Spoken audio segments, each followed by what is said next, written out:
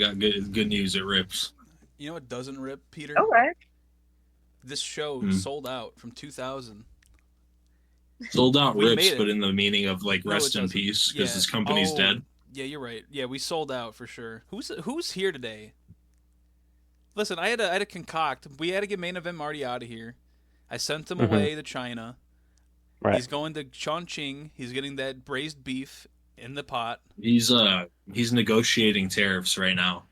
Yeah, so he might call us later. He might call us later, but we'll figure that out. But we had to get Nico on. He's probably not going to say much because I have him chained up. Yeah. And then Okay. and we got the WCW people. We got Okay. Joe and Pete and Taina, the classic crew. Hey, So How's everyone? we're back. Very good. I just bought you the sex masturbator. You know, Me? so it's coming. Yep. On the way. 5 Yep, packs. it's on the way. Look, Yep. Sex doll masturbator stroker. I don't want It will be 5 there of in them, two dude. to 3 days. You're gonna go through them. I don't You need will. You it. should give You will. a couple to your neighbors. So yeah, man. They sent it to the Firestar Arena in Cincinnati, Ohio, where we're here live Yeah, with 15,000 people in attendance. Which is pretty good. Yeah, That sold this out. Was poor, sold out. yeah, these poor It's fucking not bad. souls had to go witness this bullshit. it's amazing that they sold that many tickets. Honestly, We got the classic crew. We got Tony Jabroni Scavone and Bobby Heenan. We got Mike Tenay. There's no Mike Tenay horn dog moments, unfortunately. Mike Tenay hates wrestling. He does not care about this product.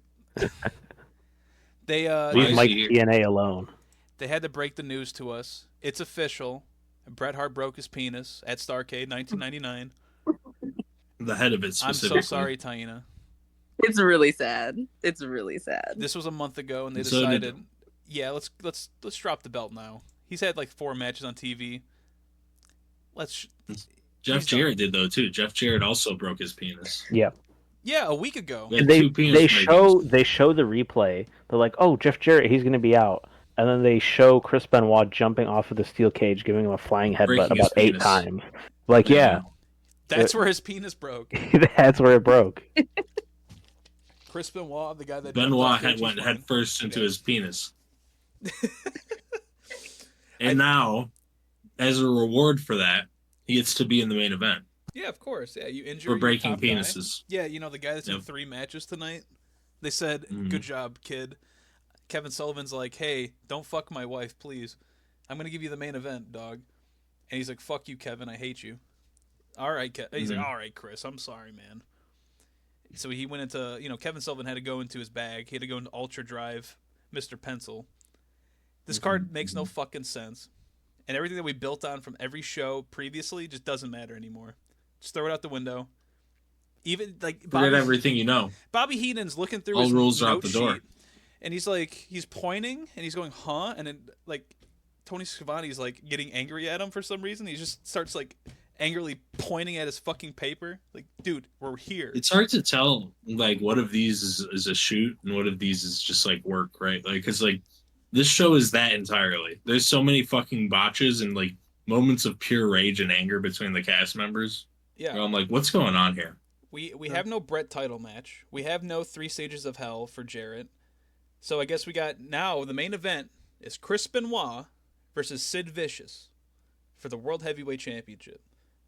Yeah. And they announced this the night of, so that Yep. nobody could be like, ah, man, I'm not going to sell my ticket now. And they start showing off these like shitty ass fucking like pictures, and they're like, okay, this triple threat theater is now Kidman.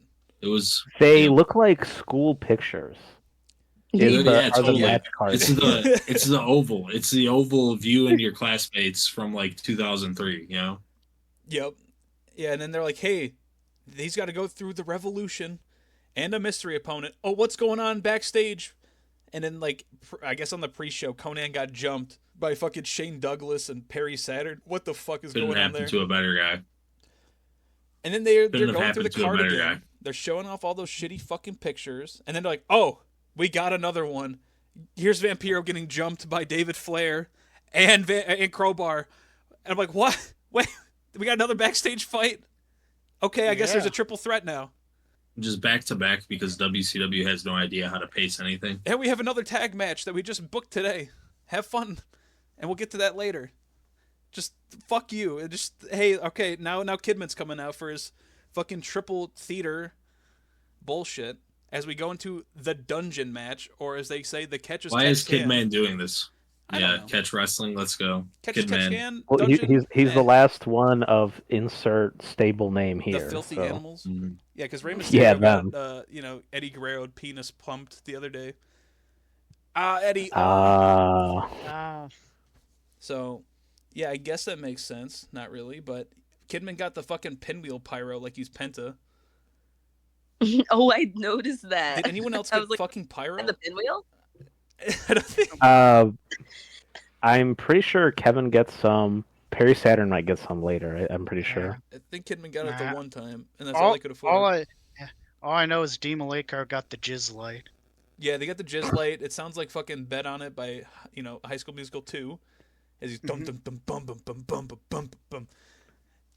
But nobody's talking like him, and nobody's trying to get in his head because there's nothing in there. Dean's coming down to the ring. Nobody cares.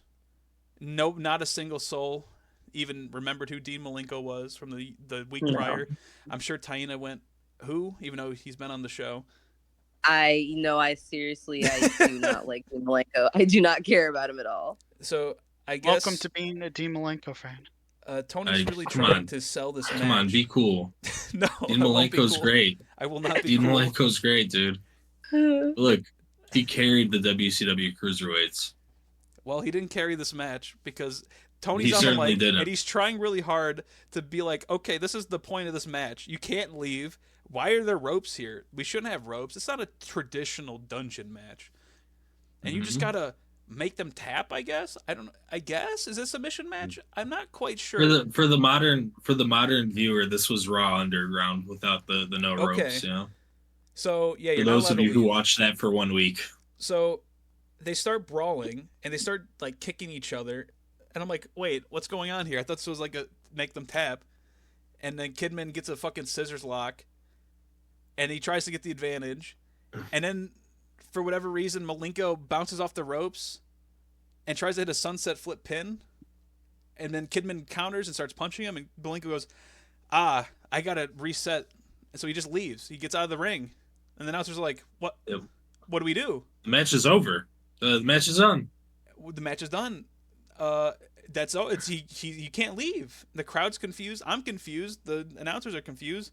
Kidman and the ref are just kind of talking in the ring, and then with Malenko's his pants arguing full of with doo-doo. Will Nate his pants full of doo-doo. Malenko just saunters on back. with his Gets in fucking the ring like widow's nothing peak. happened. And he's like, "Let's go," and the ref just DQs him. But it's not a DQ because, I mean, Kidman just technically won. Right. Yep. It was Okay. very confusing. And My favorite part of this is the in-plot purpose of this match is because Dean Malenko wanted to stop the shit heel Kidman but he's not a from heel, running away. is he? Yeah, he is. Yeah, he's a heel. That makes no sense. They are. This is a heel stable. The Kidman is a heel. Not a single soul would cheer for Dean Malenko. I'm sorry. Kidman's a I heel. was gonna say I was cheering for Kidman the I entire don't think time. Kidman's Oh a wait, heel. no, wait, no, my bad. I had it the wrong way. Yeah, Dean Malenko's the heel. Kidman, the rhetoric was that Dean Malenko wanted to stop Kidman from running away, and then Dean Malenko ends up being the one that runs away. And that's hilarious. For a moment, it looks like he forgot what match he was in. Yes, they did. And then, Yeah. because he He gets did. back, and then Nate's just like, "Okay, man, what are we doing here?" That was allegedly what happened, as Pete was telling me earlier. He just forgot, and then they He had to call him. totally just like this wasn't the intended ending to the match. He fucked up really bad. I was so happy though because it ended really quickly, so I didn't have to see Dean Malenko anymore. That's true. And so we start off fucking hot. We got this shitty fucking finish, and it's not even the worst finish of the night. As now we get like backstage with who's fucking there, like There is Vampiro? somehow a worse botch waiting for us Oh, later. I can't wait. Like with Vampiro and fucking Masahiro Chono were there talking to each other, or was it AT Chono? I think it was AT. I love his jacket. He And does then have he a sick jacket. It's Masahiro. Yeah, Masahiro Chono, my bad. I don't know. It was so weird. Like, why is he here? And then he starts cutting a promo in Japanese, and nobody understands. There's no way to decipher it. It's like a Tekken campaign where everybody speaks a different language, but they all understand. Yep. True. So Except we don't have that part. Vampiro knew what he was saying. Yes. I guess that's the most important thing. Yeah. Yeah. I'd say so. Joe, it's your bit. And then thankfully they give us a shred of context for why David Flair exists and why he's fighting Vampiro. It's because Ric Flair cummed in that woman that one time. That one time, and then that other time, and then I guess they had been, Daphne messed with Vampiro's little misfit dudes. Hey, you want to know what the name of their group is? It's a musical group called the Misfits, Joe. So I'm glad you hit it right on the nose. Wow, amazing! I couldn't tell by him wearing a Misfits armband all the time. You love Danzig, dude. And painting his face like the Misfits guy. I know you love Danzig, dude. Come on. I know nothing about the Misfits, the band, the music. I just know that if somebody's wearing that shirt, they're probably really annoying. Yeah, probably. You love Doyle Wolfgang von Frankenstein, dude. I know you're a big Mark. Throw up the Doyle. There he is. Wow, incredible. Wow. Anyway, it's and really interesting. We get context that doesn't matter because then Mean Gene is outside of the boiler room with Mr. Flair and Crowbar and Daphne. And Daphne. Flair does his patented concussion chuckle. I was doing it, but the mic didn't catch on fucking Discord for you guys, so you'll hear it on the episode. Yeah. Oh, no. So he's gonna break Vampiro's bones, and then Crowbar said he's gonna rip off his flesh. Amazing. Correct. And Daphne said she's gonna pick clean what's left of him. Yeah. Wow, incredible. Also, David Daphne, Flair and Crowbar are the WCW Tag Team Champions, and this is a triple threat match, but it's basically gonna. No, it's a three-way dance match. They said it was a three-way, so I'm assuming they call it the three-way dance. Yeah, but like also, Flair and Crowbar are just gonna beat up Vampiro, which they kind of do. Yep. And I gotta respect Crowbar because jeans with the knee pads over him is just an insane look. But he does pull it off somehow. True. I've turned around on jeans and knee pads. Hey, Crowbar's got some fashion sense, man. He's good at this stuff. Crowbar carries the match, and like it's solid for the most part. Yeah, David Flair fucking sucks, and I can't stand him. Just this selling of he's just a normal guy in there. I'm comatose. I'm gonna stand here while you whop me down with fucking hits, and then I just fall over and go I said it last night to Ty, but he is the worst Dominic Mysterio. He's like the worst possible version of Dominic Mysterio. If we could line David up Flair all the limped so Dominic could run. True. He literally did. Yeah. Well, like if we put in a room of all the worst wrestling nepo babies ever, right? It's early Dom. Sure. It's David Flair. What else are we working with here? Oh God, I mean you got Nepo Charlotte's babies. number one. Charlotte's number one. O'Dallas. Bo Dallas is good though. He had a good one. No. Yeah. Hold on. I'm not saying he's great. Bo Dallas is good. You heard it here first. I'm not saying he's great. Hey, no. I'll defend Bo Dallas. The Bo Leave gimmick was the best thing that's ever happened. He can wrestle. You're comparing him to David Flair. I agree with you, Nico, but like that's not what Ty's talking about. Oh. I didn't say he was like. I just said he's probably mid tier. He's good. He's decent. I'm about to say he's great. And you got Bray Wyatt. Okay. I mean, that's a Nico story, and we're not going to get into that. Oh, did somebody say Bray Wyatt? No. I'm chained after the last few Chuck incidents. Hold on, we gotta call up Taina and say, hey, listen. Oh, yeah. Oh, there you are. Hey. You need to rank all the nepo babies right now. I'm not joking. I do not know enough Nia Jax. to rank them. Shit. Nia Jax is a nepo baby? Yeah, Nia Jax is he's a related nepo to The baby. Rock. You can throw in every single Samoan as being a nepo baby. Honestly, it doesn't matter whether or not their father or whoever was a wrestler. They're all nepo babies by proxy. Are we gonna do the wait? This has nothing. This has nothing to do with Nepo babies, but you reminded me because someone does the Jacob Fatu dance in this match. Is that Vampiro? That was Vampiro. That was the guy in the face mask. He gets into a chop fight with David Flair, and you think David Flair? Oh, he's the son of Ric Flair. He knows how to do the chop. No, he can't. He's just a twerp, dude. Yeah, Vampiro hits him with a nasty one, and then shows his hand to the camera, which I thought was cool for a second. And then he does a little boogeyman jig.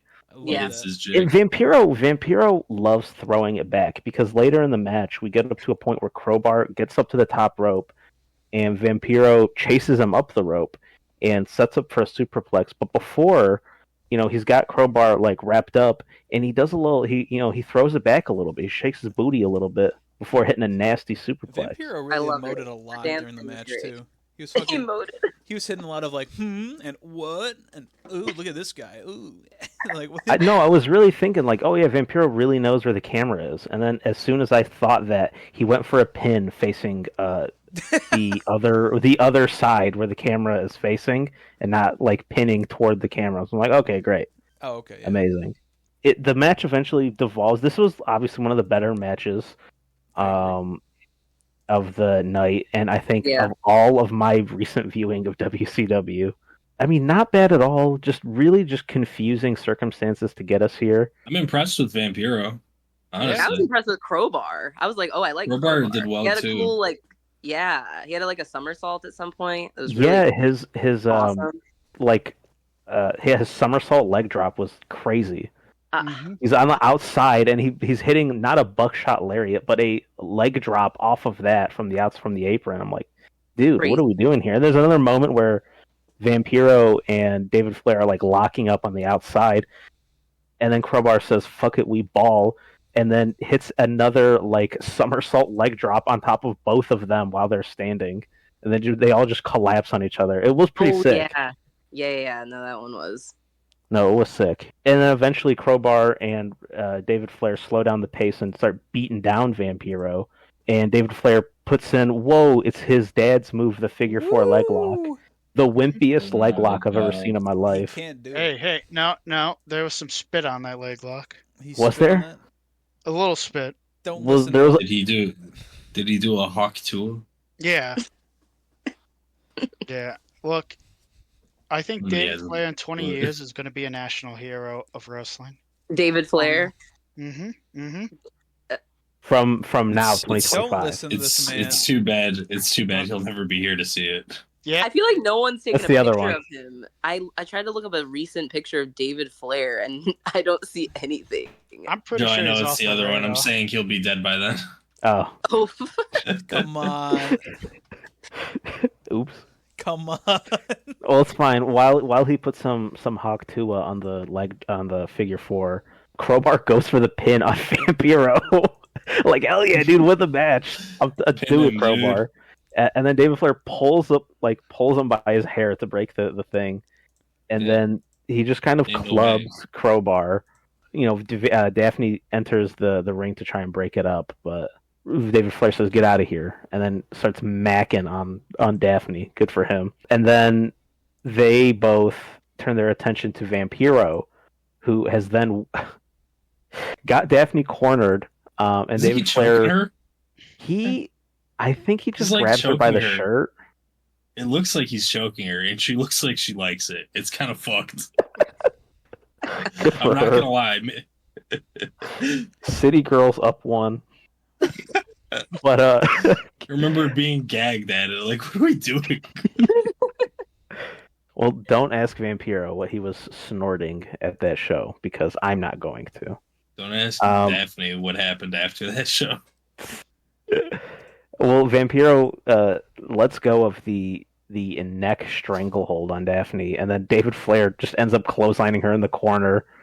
Vampiro just pins and wins. I think he won off. What was that, a Michinoku driver? Yeah. What they call it? It was like Hell's Bells or something. They're like, whoa, he hit the move. He hit the Taka Michinoku. Well, it's cool. It's a great finisher. Yeah. And he won 1, 2, 3, and Daphne just like standing on the apron, just watching. Like, you can break it up, but Can Nah. she? Maybe Is she that doesn't want to, bro. cheating? It'd Maybe be she cheating doesn't in a want triple to. threat. Yeah. Oh, they call it nail in the Uh, coffin. I had to look it up. Nail in the coffin. Yeah. It's a little too mouthy. It's a little too wordy. Yeah. Hell's Remember Bells there was better. completely off topic, but I remember there was like a tweet from the official WWE account back in the day saying, who did it better? And it was like the Taka Michinoku driver, and they call it the Taka Michinoku driver in the post. And they have like 4 clips, and one of them is Taka Michinoku, and it's like, what the fuck are we talking about? The move's named after him. Who was the best one? Well, who did they decide? Yeah. I don't know. I don't remember. Probably the Hulkster. I remember Taka Michinoku also replied to the tweet and just with a question mark. Me. And like, what are we talking about? It's named after me. Who does John Cena's attitude adjustment better than John Cena? Let's put Lex that in the Luger. comments down below. Lex Our Luger. truth. Our Arch, truth. I was gonna say Arch. No, this ain't a question for truth. you guys. It's for our fans listening at home. It's all right. Oh, Let it- yeah. let it- Write it down in the Answer comments. If you that. below. agree, write little Jimmy in response. The Yeah. prototype. So we stopped having good fun, and now you got backstage with the Italian boys. You know what? Yes. Mama Never looks mind. right I'm here. having a good time. I love these guys. What was I saying? I meant the Don't No, talk I- about my mother. but the Italians are good. Oh yeah, Don't talk about my mother. we're fans of the Italians. Oh, Why are before they that, called though, Mamalukes? Why are they called the Mamalukes? Because they're the Mamalukes. Because they. I honestly don't know. And Oh, it's, Tony it's Mamaluk. accompanied, you can't see on the Yeah. podcast, with No. a extravagant hand motion. He is not Tony The Mamaluke. Mamaluke. He's I can Tony imagine it. Marinara. Is he? Yes. Tony Marinara. Yes, he's Tony Why have I Marinara. always heard Tony Mama? Because that's his Is that what's- ECW name. In WCW, Ah. he's Tony Marinara. I love Tony Marinara. Love that I- guy. Nah, can't mess with Tony Marinara. You know what? I'll take that over the Harris twins. Fuck those guys. Oh my god, I know. But before we get into that, I Oh mean, yeah.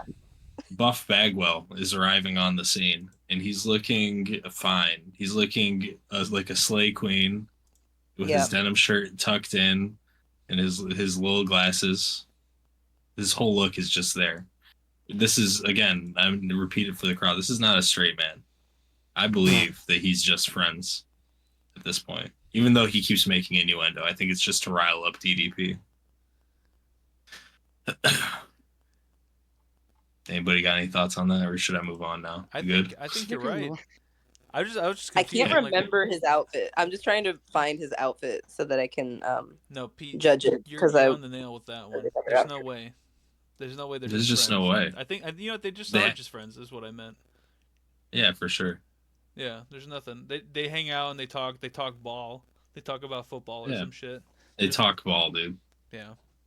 Kimberly knows ball. Kimberly and Buff are discussing Diamond Dallas Page's fucking penis size, and they're like, "Damn, we're cooking here." In a sexual way. In a sexual way, of course. Yeah. I have to respect Diamond Dallas Page standing up for his wife in the face of adversity. He said, Buff's stuff ain't enough. Good for DDP defending his wife and her huge pussy. Wow. Wow. so true. So true, honestly. I never really thought about You know it what? that way. Stand up, Joe. I Stand up. stand up for women. Take a bow, dude. I stand up for women. I'm right there with you, DDP. Yeah. I'm Clap it glad. for I'm that glad one. someone is. I've been worried Where about does this topic Diamond- for a long time. With Buff walking in at the top of the show, we got a walk-in of him coming into the arena. He had the denim branded WCW Monday Nitro Get that? button-up shirt, and I need wait. Insane. Yeah, Yeah, I would wear that. I'm looking at it Insane. right now. No, I give this outfit a. I give it a 6.5 out A of 10. denim, No. Denim, 6. out of 10. 6 out of. No, Yeah. he meant He business just- tonight. No hat, no sunglasses. All beef. He has a hat. Wait, what am I I thought he looking had a at? hat on. Did he wear his Jamiroquai? I don't think he wore his Jamiroquai hat down to the ring. Not the I don't think it Jamiroquai was. hat. It was like a cap, right? Oh, Yeah, it was a cap, a backwards cap, and some sunglasses, and some nice jewelry too. So But the sunglasses weren't on his eyes, were they? They were like up, or am I? they making were that up? on his eyes, at least in this Oh, okay. little clip I just saw. Maybe he puts them up later, but good outfit. Yeah. I didn't Anyway, now realize the it was Mamalukes random. are getting interviewed, and the one immediately says to it's Mean Gene interviewing them, right? Yes. Yeah, Mean Gene goes, "I'm here with the Mamalukes," and he goes, "Don't talk about my mother." And he was like, "Vito, take care of this." Vito looks confused for a second, and he just starts going. And then Mean Gene is like, "The Harris boys, there's some tough boys," and Vito goes, "No, they're not actually that tough. We're doing it Italian style tonight. We're gonna break their thumbs." Yeah, that's what I'm And talking then they about. look at Vito and they're like, Vito, or they look at Disco and Disco, they're like, Disco, you need to step up tonight and be part of the family. And Disco's like, it's your match though. What do you want me to do? He's like, listen, Disco, start pulling your fucking weight. And it's basically the end of the bit. I agree. You know what? Mm-hmm. I 100% agree. Disco needs to start Now fucking pulling weight. I'm saying. And now that we cut directly to the Harris boys making their entrance. And as they're doing that, someone in the crowd is hitting some crazy ass high note. I don't know if you guys heard that. They're No. going. They're hitting like they're singing. I'm like, why are they doing that? They're like, it's insane. Like, if you roll it back, you can hear it. Ty, if you have the patience I to will pull try it to up, find throw it. it in. Yeah. Then the mom looks are coming out. Vito just looks like a Max Payne 1 character in a cutscene. At some point, what's the third commentator's name that I don't care about? Which one is it? Mike Tenay? I hope it's not Mike Tenay. Mike Tenay. Oh, It's my Mike Tenay. God. Fuck. He goes, "I've never cared about reading their bodies," and then and then Tony Schiavone goes, "Sometimes you gotta," and that was the entire exchange. The match starts. Vito and Johnny keep tagging in and bullying the Harris boys for a second. Vito gets in some real graps with a swinging neck breaker and a suplex. The Harris boys start to distract the ref, and then they're just bullying Johnny for a good portion of the match.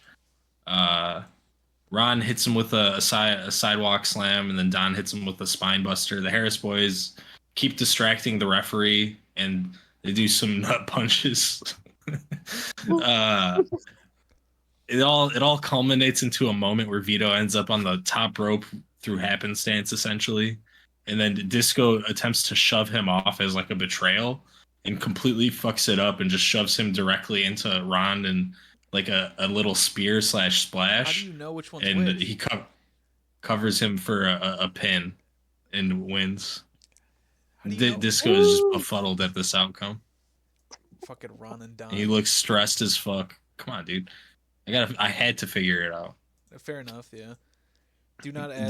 Disco is pissed at this outcome, and he's like, "How the fuck did I fuck this up?"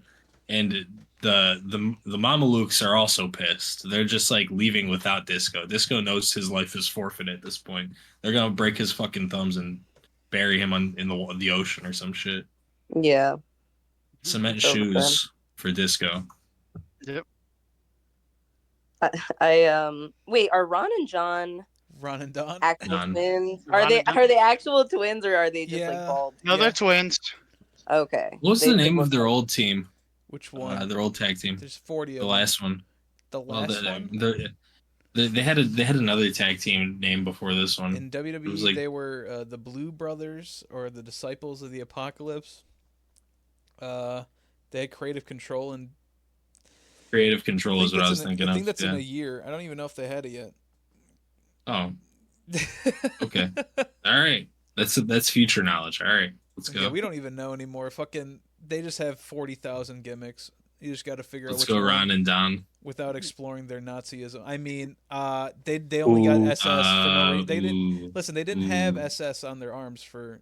They any didn't reason. know. They didn't know. They didn't know. That's why they got didn't it. know. That's why they got it covered up, and then wore an SS shirt on TNA. They were just they didn't know. They had no clue. God. They didn't know. Jesus. Two bald For racists. Super Nintendo Super. What? There was a little N in the middle. Oh, You didn't see it. So Oh, true. you're right. Super Oh, Nintendo wow. Super. you're right. I didn't think about it like that. Thank God the fucking Mamalukes won. Oh my god, I know. I love them. And then obviously, well, their music is great. And then I hate the Harris boys, so I needed them to win. Ty, can you pull up The Mamalukes music, theme real quick? fake Music Godfather was so music. funny because it was like so clearly trying to sound like the Godfather, but like trying not to break copyright. And I was just dying when they were coming out. Hey, Editor They're Ty, can you throw up Vito doing his little shtick in 2024 Time I gotta talk to you, about him calling and up then I somebody gotta on the talk to that phone? Tony Soprano. Me That and you Joe guys know. are pissing me off. Yeah, All right, thank you, Editor Ty. that was enthralling. Wow. Hey, get Excellent. off the phone. This is interesting stuff here. What you mean?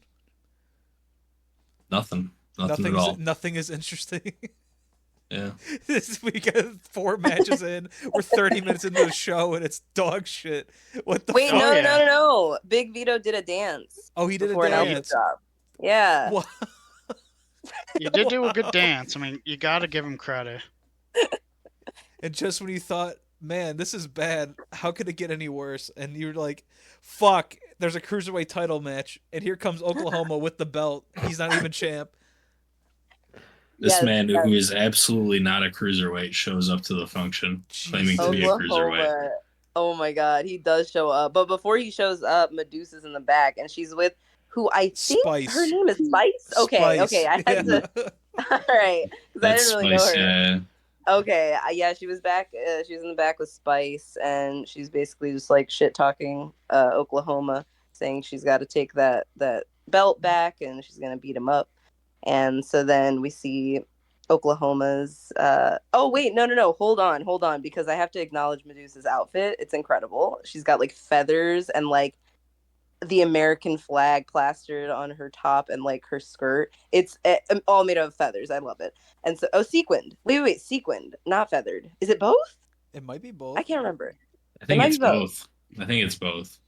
It's incredible either way, I guess. But yeah, she just mentions the barbecue sauce at some point. That's part of the Spice. bit. That's such a fucking stupid shit. And then Oklahoma comes out with the cruiserweight belt title. Yeah, he's holding that because he stole it from Medusa. And they show some highlights of like how he got it, which was basically just like beating Medusa with a broom. And I just got flashbacks to the barefoot and pregnant thing, and I was just like, oh my god. So then he comes out, then Medusa, or wait, oh, he has his barbecue sauce with him, and he's got How his could like he forget 10-gallon it? hat. And he exchanges the barbecue sauce for the mic, gets on the mic, says some insanity. He's wearing like a black singlet and he's got his belt and his 10-gallon hat. And looks so he comes fucking out. shitty. Shave your fucking chest hair, dude. You look like a fucking freak. He's so hairy. He wants Yeah. to be a freak. Wearing the He is a freak, goddamn bro. singlet. Singlet. Let him be a freak, bro. I don't want him to be Honestly. a freak. Leave me No, alone. No let more him Oklahoma. let him let his freak flag fly, dude. Yeah, you Yeah, might honestly. be right. I You apologize. gotta. He like comes out hot on the mic saying that the males are the dominant species. Or wait, they're the dominant and more superior sex. And he gets a bunch of booze, and he tries to insult housewives at some point. And I love The the year crowd is react. 2000, and Yeah. if this man, if he said that in 2025, he would be cheered. Oh my god, nothing has changed. The fight isn't over, you guys. The fight isn't over.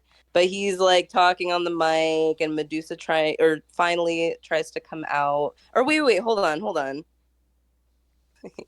Oh yeah, he equates simply being a man with being an athlete that can beat like an actual athlete of a woman. And then he has this great line where he like tries to insult the housewives by calling them magazine reading, Gloria Steinem worshiping, Sarah McLaughlin listening, Ally McBeal taping Cincinnati housewives, which I just thought was hilarious. And There's so that a much woman- care put into that insult. Like, there's a really level took of time. attention there that like should be appreciated, despite Yeah, how 100%. vile it is. Do you think, No, 100%. Do you think anyone around like the age of 22 and younger, like wanting to watch old wrestling, hears that and goes, "What the fuck is he talking about? What did I just hear?" Any of that made no sense. Right? I None of didn't- those things none, like nothing are a clicked. thing right now. Nothing clicked with me at all in any of that statement. What does taping mean? Right. What is a magazine? What's No, up? honestly, Ally McBeal, I've never watched it, so I couldn't. Yeah. I didn't want to admit that, but I have not watched Ally McBeal. But I guess it's something he used as an insult. But yeah, basically just said that women have no place in professional wrestling, got a bunch of boos, and that any men who disagree with that are utter suckling mama's boys. So he really had a great run on the mic for a second there.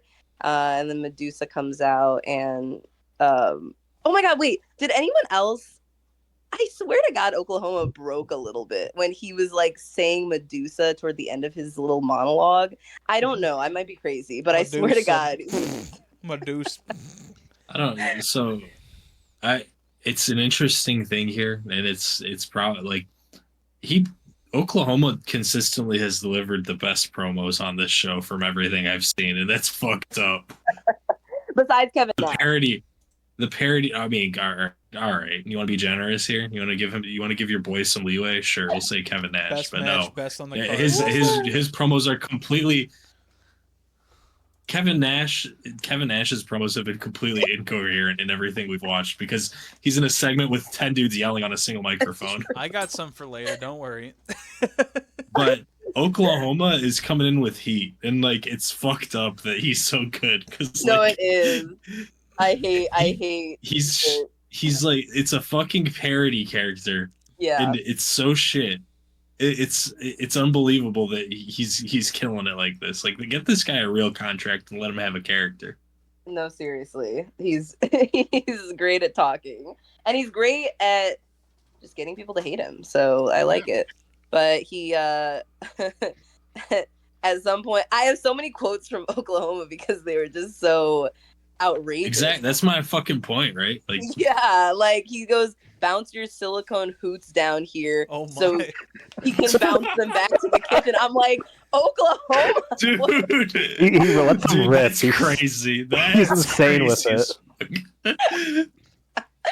insane, man, insane. So Medusa finally comes out, and I'm so happy at this point. I think every woman in the crowd is, and she's okay. She's barefoot. Was she barefoot on the last ones? Because I thought that was a reference to the barefoot and pregnant thing, but I didn't remember. You know what? I don't remember, but that is crazy that I just thought about that. Yep. It might have been just... Well, the last time we saw her was on either a Thunder or a Nitro, where she had the tallest pumps ever. And now she's barefoot. Is she pregnant? Yeah. I won't ask. She's got to make the reference. She's barefoot and not pregnant, so she's like showing it to him. She's like just saying, This women should can be barefoot and not pregnant. Wrestling. Yeah, not pregnant. I'll show Women you. can be on Wiki Feet without being pregnant. But she finally comes out, and she kicks Oklahoma a bunch of times. And she is the champ, for sure. She is. He just stole the belt. Mm-hmm. Yeah, he literally just stole it from her. It's ridiculous. But she starts beating on him. He takes her hair, flips her a bunch of times. I hate that. But Medusa, oh my god, she does this great headbutt to his crotch. Loved it. It was a great moment for women and a great moment for liberation. Historic movement. It really was. It really was. And then she drop kicks him with her bare feet. I love it. Like, Medusa comes out killing it. And she also, again, has the best outfit of the night, I will say. There's one other person who has the second best outfit of the night, but I will say that later. And then what then happens? Let's see. Oh. And like Oklahoma has given the barbecue sauce to the ref at some point. So you're just like waiting the whole time for the barbecue sauce to come out. It's like, come on. Yeah, like I need the barbecue sauce. So they finally grab it. Well, he grabs it, but then wait, because Spice grabs it from Oklahoma, and then Asia comes out and teams up on Oklahoma with Spice, and so it's a great moment. And then I was really upset because after they beat up on him, I'm like, okay, there's no way Medusa is losing this one. And she starts like dragging him somewhere, or I don't even know what she's about to set up for, but he sweeps her legs and pins her, gets the 3 count, and literally wins the cruiserweight belt. I was champion. so mad. I was so upset. You have 3 so he won. fucking show up and going, I'm gonna beat this guy's ass, and they just lose. To a roll they up. just lose. All right. We get a little bit of our, revenge back because the girls take the barbecue sauce and basically hold him down, pour it down his singlet, which is just so incredible. And yeah, they kind of humiliate him, and I'm happy with that. They have the heel overcome the odds and still get humiliated just to get the one up, but he's still champion at the end of the day. Right. Great. Right. Thank you, Kevin Great. Sullivan. You're a booking genius. Wow. It's awful. It's awful. Where's Vince Russo at? Come back, please. Fuck. This sucks. This is terrible. God. Yeah, it was sad. I was not happy. But it was the most entertaining match thus far in the show. I don't know what you're talking about. I don't know what you're saying right now. Do you truly believe that? I truly believe that the story of it and the I feel like the drama of it was more interesting than whatever those first couple fights were. So I was into it for the. You really think that was better than Vampiro and the rest of them fuckers? There were a couple of good moves in that fight, but I didn't care about anyone. I didn't care. I care about Medusa. I have to care. Maybe if I knew more about them, maybe. But no. Medusa got me locked into the actual, sold out. I was not locked in until then. It was more about Medusa for you than it was Oklahoma. Yeah, 100%. You just want to watch more Medusa matches. See, I'm in the opposite end. I think Oklahoma rocks, and we should get even more of Oklahoma forever. Bring more Oklahoma. They have to be together. I like that Medusa and Oklahoma. No, I think he's onto something. Honestly, I think we need to hear more from Oklahoma and potentially let him run for president. I don't know about that, Pete. Boo. No, I think maybe let Oklahoma run for president. I think he could do something. I don't know. I don't know about that, Pete. Yeah, I don't know about that. What does Chuck think? Chuck? Yeah, I'm with you, Pete.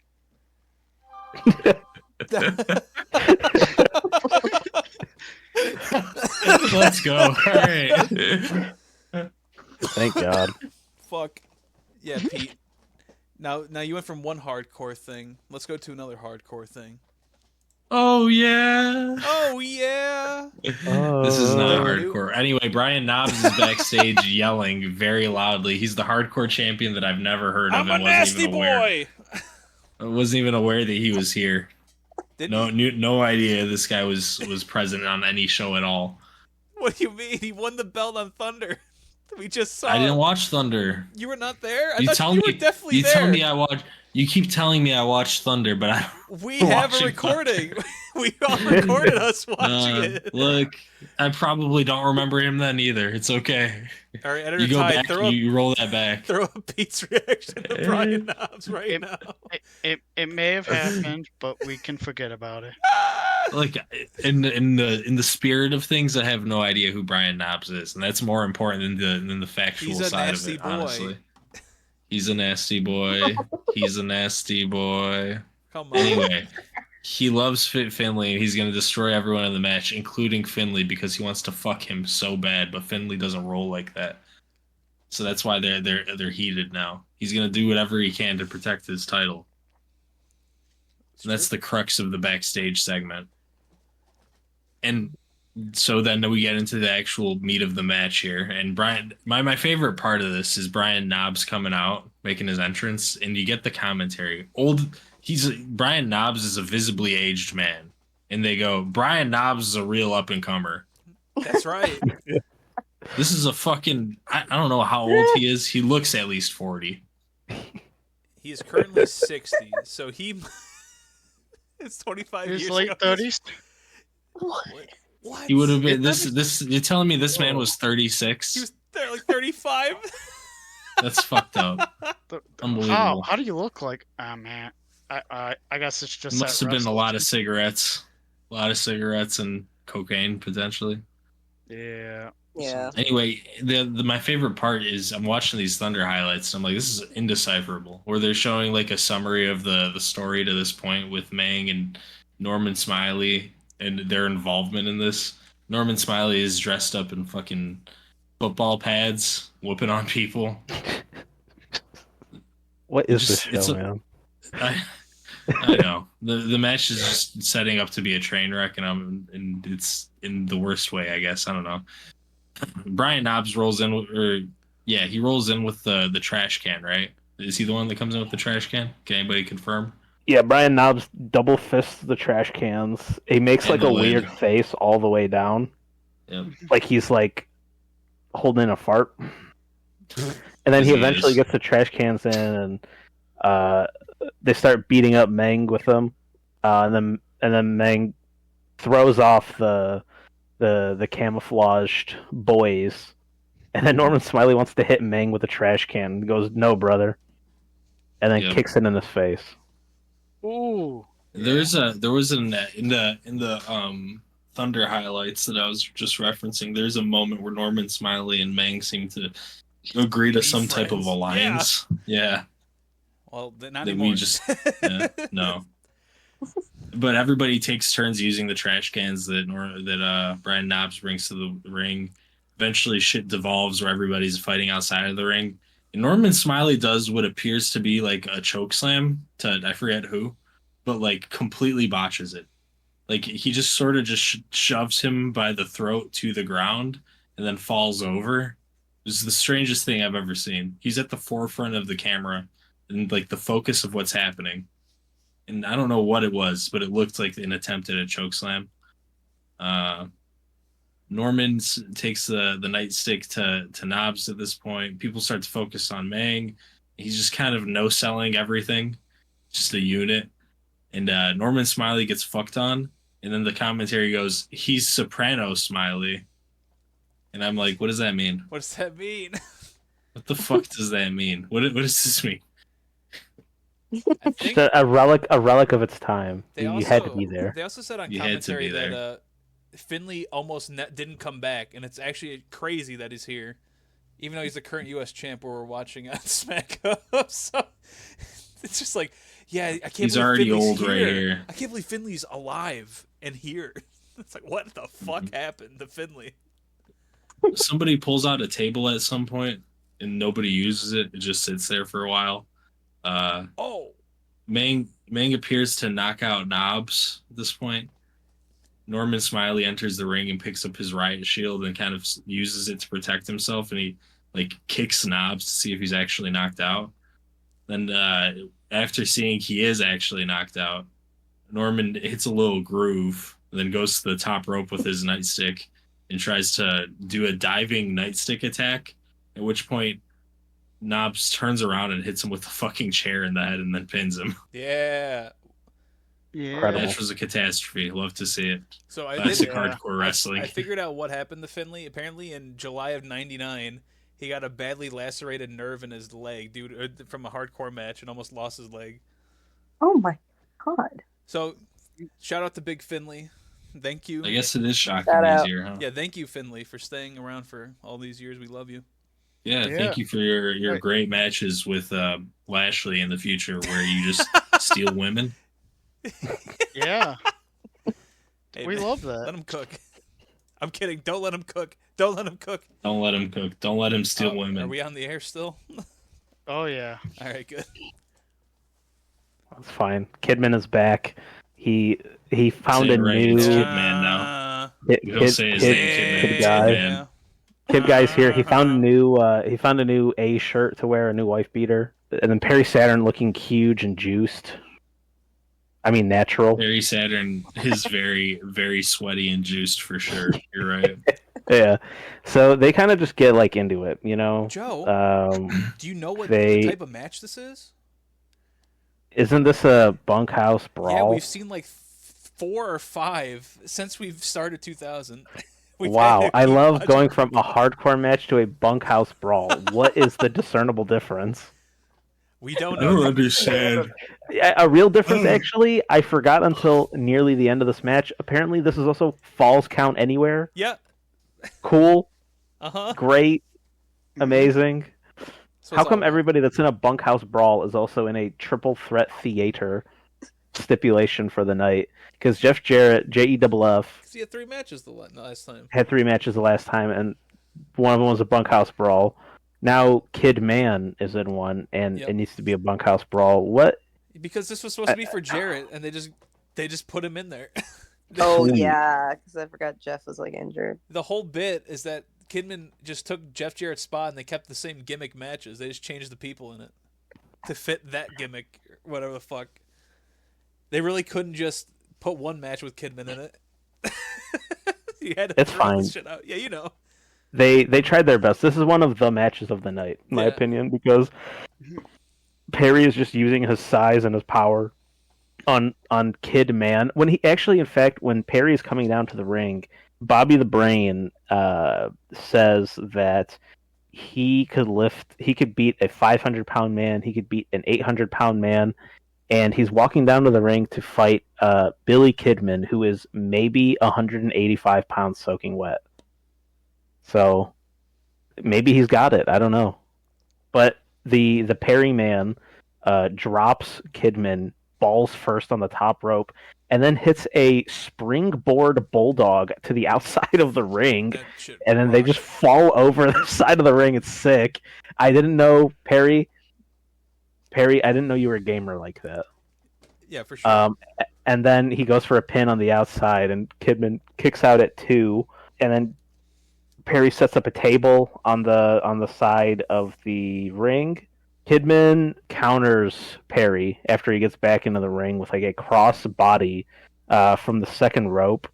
Lots of rope work because like Kidman like pivots off of the ropes a lot. I guess trying to like maneuver him. They didn't really build this up as like a David versus Goliath type match, but I think Perry already had the idea in his head that's kind of what he wanted to do.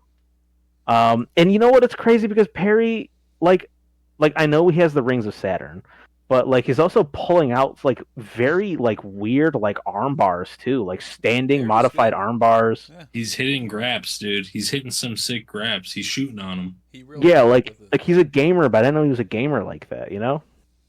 So I guess this is one of the He's a shot few. caller. Yeah, one of the few like highlights of the WCW.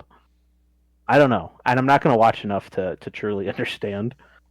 But Perry goes to like power slam, but Kidman like counters it and tries to roll him up, and he's still exhausted from that. So Perry says, "Fuck it," second rope springboard body slam, and gets another 2 count. I mean, like, still, I was like surprised because the hardcore match put me to sleep, and then this one I like kind of like woke up for. Like, they still go kind of slow, you know. Perry has got to breathe oxygen because he's on the juice. And then he rips off Kidman's shirt like a jerk, you know. He's got to get a new one of those later if he can survive this match. Kidman goes and just gets destroyed by Perry Saturn's like super kick, and he looks like he died. He's just laying in the ring dead. Oh, I'm looking at my notes here. My handwriting's terrible, by the way. I don't know why I handwrite these. Wow, I dude. do know that. Perry goes up to the top rope, and again, I didn't know Perry had it in him. He hits a beautiful elbow drop.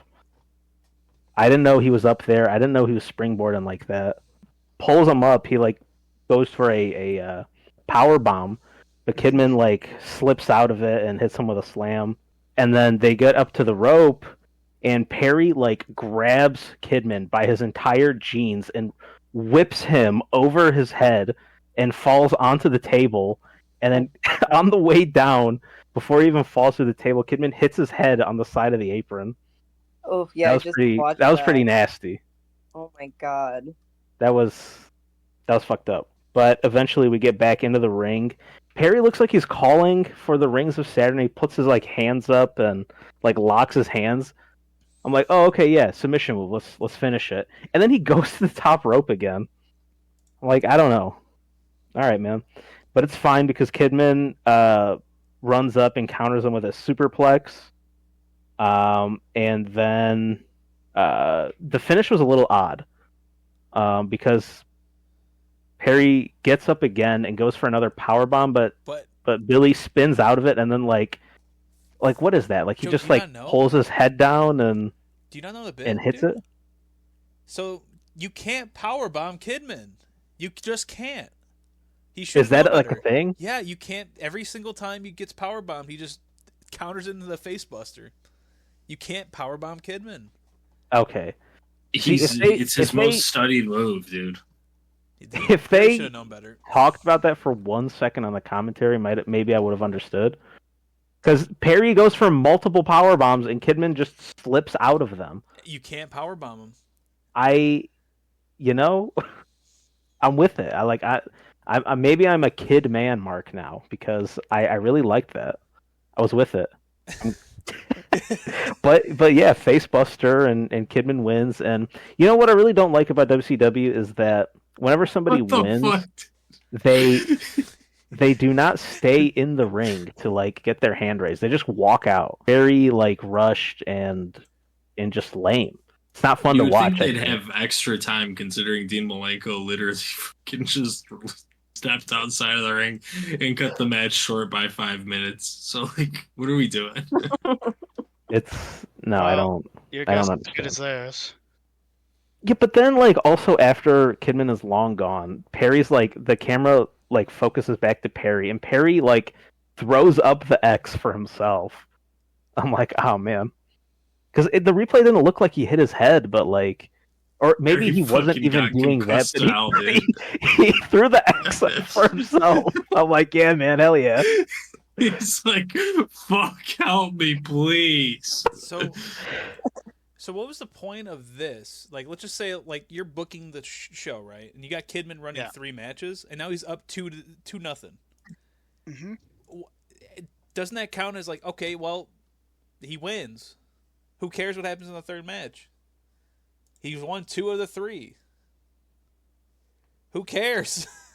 Kevin, what are the stakes here for his third match? So it's best 2 out of 3, or I don't know. Does the person who is now the recipient of the Triple Threat Theater need to win all 3 matches to win the Triple Threat Theater? I wish I could tell you, because then Jeff Jarrett got fucking smoked by all 3 last week, so I don't know. Yeah, I think Perry Saturn is concussed too hard for you to be able to answer that question for anybody. Tried for a power bomb. I forgot you can't power bomb Kidman. Yeah. That's why he did it. He had the thing from Memento where he immediately forgot what just happened. Where am I? He's like, oh fuck, I'm gonna go for the power bomb again. Surely it'll work. It's okay, guys. We got 6 more matches. Fine. Are you kidding me? We have okay, 6 more matches. And now WCW somehow strings together 2 good segments, because from this serviceable to entertaining match with Kidman and Big Perry, we get a video promo package from Stevie Ray. Mm-hmm. He is back in the hood. He's back in his old neighborhood. He's talking to the local residents, shaking their hands and saying hello. He's and like, then he, Booker, you know nothing about this. You forgot it. yeah, right. You forgot where you came from. Which seems to be the crux of Stevie Ray's issues with Booker T, is that he forgot where he came from. He sold out, so to say, his values, and that's why Harlem Heat is dead, because Booker T and his selfishness. I just think it's funny because like some of the shit he was showing off was like, Booker, you don't know nothing about this. You forgot. It's like a shed with fucking graffiti on it. He's like, it's a shed. No, but like, you don't remember the shed book? It's like funny that he's doing this wearing a gold chain, leather jacket, Mercedes-Benz Team Penske hat. He definitely he after that bit on that one episode of Nitro, he went and filmed this for sure. He has the same fit from 2 weeks ago. Yeah, but it was good. Like, he come up to the shack, he's like, "This is what does this look like? This is somebody's house. This is the hood. There's no this way is what we grew up in. This is what we grew up in." So he then makes his way down to the local beverage establishment, and just handshaking everybody that's hanging out outside. And the last fellow before the door says, "Hey man, where's Booker T been? Haven't seen him in a while." And he's like, "Oh man, he's busy. I don't know." And he walks in and he walks out. He's like, "Booker, did you see that? People are asking you where you been, and I got to tell them I don't know. I got to say you're busy, And then Stevie Ray's like, "But I know, you don't respect this place. You don't respect where you came from." And I was like, "Okay, maybe we got something here, because the last 3 televised WCW shows are just Stevie Ray beating up Booker T in midnight for no apparent reason. But like, this is a good package. Like, I'm kind of with Stevie, for a sec here. At the very least, I'm interested." And then he embraces the other 2 fellows on his way out of the liquor store and walks off. Yeah, so you go from that to the match, and you go, "Damn, what the fuck happened?" Damn, The match wasn't terrible. The match was slow, yes. I hated it. Booker T and So Stevie bad. Ray are meaty boys. So this is a bit of a. Yeah. I was wishing for more of a meat match, so to say, some explosive collisions, but Stevie Ray, But Booker T's outfit, though. Booker T's red pleather is Oh my so God. It diva. is kind of fire. It's amazing. That's the outfit that was the second to. You know what? Honestly, I feel like it's above Medusa's. The But very I had Medusa's in my head before. the very loose fitting singlet. All red Oh, yeah. It's crazy. Cre- The joke. It was Pre-rip. immaculate. Oh my. Can you hear me? Hello? There he is. Are we back? We're back. Yeah. Yeah. All right, okay. Don't No, ever yeah, laugh, then- bro. Booker. That's what I'm saying. Ty's trying to mix me up. I'm sorry. I don't know. I got nothing. I mixed you Anyway, up. are we good? Are we back? Can you hear me? I can. Yeah, I'm yeah. mixing you up All right. again, dude. Booker makes the way back in. It makes his way to the ring, and he takes to the mic and says, "You think I forgot?" But Booker's real root, I guess, now counter to Stevie forgetting where he came from, is that Booker T's now exception is that his own brother, is going against him. So even deeper than forgetting where he came from is, he can't even trust his family, without so many words. So he then proclaims, "Stevie Ray, come get your ass out here and get it beat like it's supposed to be. You used to call me Junior when we were kids. It's not Junior anymore. It's Booker T." I'm like, all right, okay, yeah. And then the same music plays twice in a row again. They should have changed somebody's music here. Like, come on. It's really funny, honestly. This is the it's I a didn't even headache, notice I that. swear. They should have just had them both come out together Yeah. Just look at each other down the entire ramp. way down. Yeah. Did you guys notice that Stevie Ray, did he get his line wrong? Like right before they go out to the match, he says like it's gonna hurt him a lot. No, he says it's gonna hurt Booker T more than it's gonna hurt him. But I feel like he was supposed to say it's gonna hurt me more than it's gonna hurt him, because that's like what the typical line is. So I don't know. Maybe he didn't get it wrong, but I felt like that was. I think because Stevie is like, his conviction is that Booker's the one that's wrong. So he's like, oh, like I am gonna beat him down, Okay. But I don't want to make too many excuses for the Turner broadcast station and this slop that we just watched. As you shouldn't. All right, so he very well could have, but I don't care. I'm with Stevie. Yeah.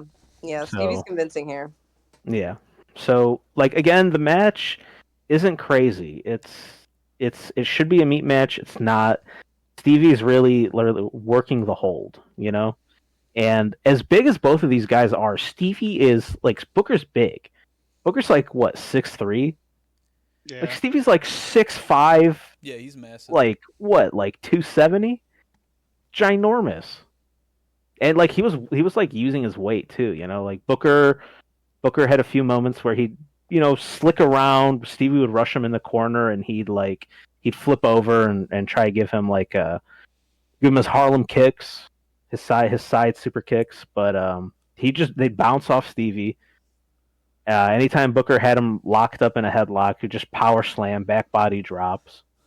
But there was a real. I mean, it really just came down to at the end. I mean, really, the match was not enthralling, but Booker eventually hits a. He does the thing. He hits the scissor kick. He does the spinneroonie, an emphatic one. It's been a long time since the You Don't Have to Do This podcast network has seen a spinneroonie. It's been so long. And this is the first True. spinneroonie with Booker T having both of his knees. It's I was true. ecstatic. He's always I was been happy. injured, bro. It was great. No, it was great. And eventually, Booker hits a nasty bookend. But who's coming down, rumbling and tumbling? Oh my god! It's Oh my I God. don't remember got you. what his It's name Big in the T. show is. It's Big T. It's Big T. It's Ahmed Johnson. He's so fucking huge there. He's giant, fucking enormous. My God. And breaks it up. And even though the match wasn't like stellar, I was still disappointed that this had to end in a DQ. Like, Yeah. come on, look, give someone something here. Let Stevie get the win. Let him, the defiant brother, beat down the little brother. Let Booker get the win. Booker doesn't have any animosity toward his brother. He just wants to be done with it. Someone's got to do something here. We've only got so many televised events left for the World Championship Wrestling. What are we doing? It's What are Big we T, doing? dude? Don't you understand? They're the new Harlem Heat. They are the new Harlem Heat. And then after the DQ, Stevie Ray finally hits his favorite move, the slapjack, on Big Booker. And he takes the mic, Mr. Big T, and says that Booker T betrayed his family for some fish, and the camera focuses intently on midnight. I was like, what the fuck, dude? I was like, yeesh. And then he says, well, if you want to get some fish, your ass is going to get fried like one too. Oh yeah, I forgot about that. Crazy. And that was it. That was the end of serviceable wrestling and story Yep. for the night, I think. It's okay, dude. Yeah, that's pretty much it. We had something Oh. I've been looking forward to. But we have to wait because there's a vicious man here. And he's staring at you. He's already sweating. His curls are on point. And he has to cut He's a little... permed up. He's cutting a little promo. This isn't he's got short and sweet words. He says, this just proves that the NWO and Bret Hart did everything they can to tarnish the World Championship title. But Mean Gene, me and Chris Benoit are going to throw all of our friendship out of the window and go to war. One of us will be the World Heavyweight Champion. And he's already dying. He's cutting like a Ultimate Warrior / Hulk Hogan promo, but very quietly. It's very confusing. But Sid doesn't know better than anybody because he's so good. He's so fucking good. He is. I didn't really understand until he passed away, and I'm like, wait a minute. He was cooking the whole time? Yeah. Like crowd when Sid loves was him. cooking. No way. Yeah. This meat, man. And then we cut to what I was looking forward to as a Jerry Flynn fan. This Shoot Rules match. The whole fucking time we've been going back and forth between, hey, they're brawling on this show. They're fighting on this show. There's these two dads in jeans spin kicking each other. What is going on? And they finally get their blow-off match. And Tank Abbott shows up. He's still wearing those jeans. You can't stop that man. He's going to be a dad no matter what. And then you got Jerry Flynn wearing the fucking gi. And he looks like So fucking real. he looks like fucking Bart This is Gunn in the UFC Ryu 1 outfit. type shit. Yeah. And Somebody I'm get this man a single boxing glove. I'm hoping these two dudes are gonna smash and fuck and fight and go crazy. And so this is what happened. We don't really know what the gimmick of this match is because the commentators also forgot, the ref forgot, and the wrestlers forgot. Why did I get both matches that have forgotten gimmicks? I don't know. But here we are. So Jerry whiffs a fucking kick immediately, and then Tank just throws him in the corner and just punches the shit out of him and throws him around. I'm like, what is going on here? And then Flynn keeps trying to hit these kicks as he gets back up, and then fucking Abbott finally misses something, and Jerry Flynn hits this nasty cross arm breaker, and I'm like, damn, okay, we're going quick with this. This is very fast, like boom, boom, boom. Just kidding. Abbott now countered that into a ground and pound. He gets him up, he starts fucking slogging him, and then he counters into a leg lock. Oh no, another arm breaker. But this time Abbott picks him the fuck up and power bombs the shit out of him. And Flynn, I think he got concussed because he looks like fucked out of his mind. And he gets on his fucking knees. And I'm like, Jerry, is he okay? And then Abbott just whiffs this fucking overhand punch. And they're like, oh my God. And then he does it again and fucking, it looked like it connected. I'm not sure. But Flynn is just dead. He is just fucking dead. Then Mike Tenay goes, he has till a count of 10 to get up. And the ref just gets his arm and drops it 3 times. And they're like, it's over. Tank Abbott in sick ass fashion just leaves before the ref even calls the match. He fucking left. He's gone. He already left. Match is over. Tank Abbott won. What happened here? None of those punches sick. connected. Was this a real At fight? all. I don't know. I thought the fucking second one hit, but maybe I was just wrong. I thought they would do more with fucking Flynn, but he just looked like a dweeb. You just can't look like Bart Gunn. You're just gonna get knocked out by a guy that looks like Butterball or Butterbean, I guess. I don't know. It just you're Tank Abbott does not look like Butterbean. What are we talking about? Put them together. Tank Abbott is like a fucking Let's side by side built, real bro. quick. No, man. Butterbean's punches were hard, and that's what made him strong.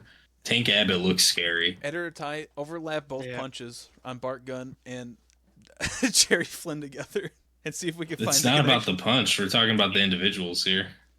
Hey man, you just can't look like Bart Gunn anymore. You're just gonna get knocked out by a bald big guy. It just happens. It's your fate. You're doomed to suffer. But yeah, so that was a shoot fucking rules match. I don't know what happened. My guy got killed in a minute and a half. And this was on pay-per-view? What are we doing here? All right. Sick. Oh, now we actually got a fucking match that anybody cares about on this show. We got the last man standing match right off. Here we go. Forget about that. Nothing can breathe or be given a moment of thought with this programming. Nope. You're already on to the next match. Did you already forget? True. Jerry Flynn was there, dude. No. I promise He you. was. Go back and look at the tape. Well, even the promo package for DDP and Buff and its stuff is just a mashup of them fighting each other at different times on different shows. Yep. So there's no through line other than whatever DDP's wife's name is. Kimberly. Oh, Kimberly. Whatever. Wow. DDP has fireworks. I go crazy. True. They do. Self high five. Pete, that's you. I know. Give me 1 sec here. He's trying to look up the notes and seeing which side the birthmark was on. Don't cut any of this. Whoa! He's like, where was it again? Oh yeah. I can't figure this out. Oh, the birthmark controversy. I forgot about that. This was a match I was excited to see, though, but it ended up being kind of boring. I was a little bit What are disappointed. you talking about? I think alright, so we'll just get into it. The match kicks off and DDP immediately goes flying outside of the ring. They brawl into the crowd and end up going at it in the penalty box as fans just start whipping drinks at them, it appears. Something is raining on them and it looks like it's just like a drink is like a empty cup lands alongside them. DDP screams and delivers the most lackluster axe handle that I've ever seen as they start to inch towards the ring again.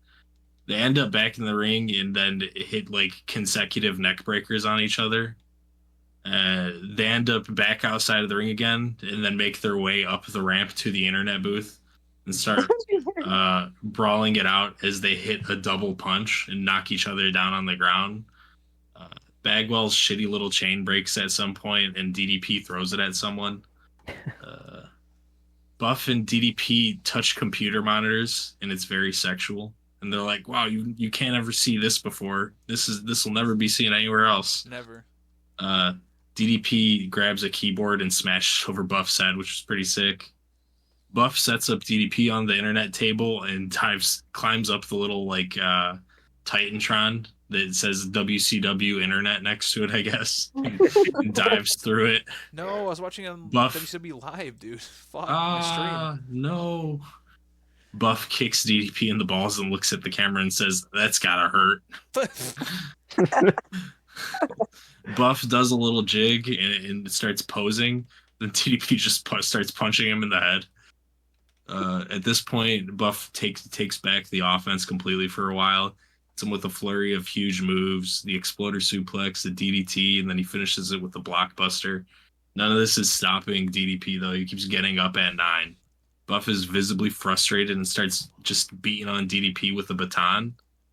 But DDP gets up and hits a very clean diamond cutter that Mike Tenay claims Buff blocked somehow. He just keeps saying, no, that didn't actually connect. And then Buff gets up at 9. DDP stays down for the count. And that's the end of the match, essentially. DDP hit his finisher, and it doesn't matter. He still lost. I was so angry.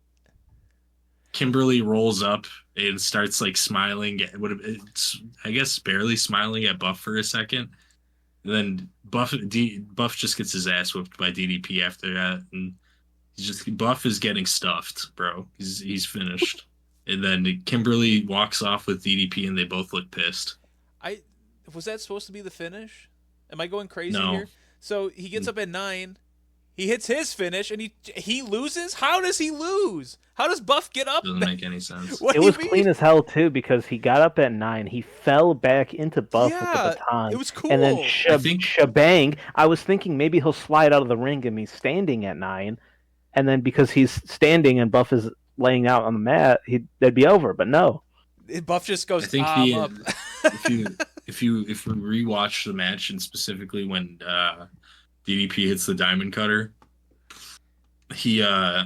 Buff appears to try to grab the rope with his left hand at some point, and it seems like the intent was that Buff would have defended against the move and stuffed the finisher out in some fashion, lessening the overall impact, which like in the grand scheme of things, I guess would make a little bit more sense, where like DDP is getting his ass whooped and DDP has to try to stand up after getting hit with an exploder suplex, a DDT, and then the blockbuster, while also trying to hit his big finisher that leaves him on the ground for a second.